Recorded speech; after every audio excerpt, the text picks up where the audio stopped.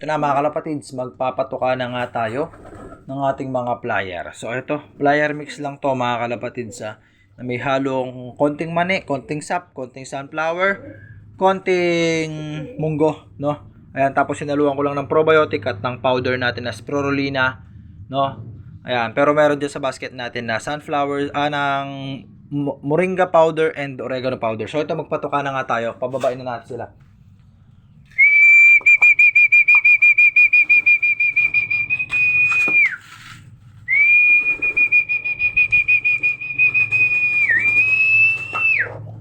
Tuka na tayo mga kalapatids.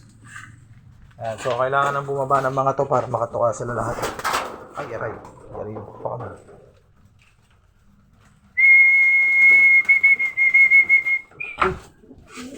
Ito mga kalapatids, oh.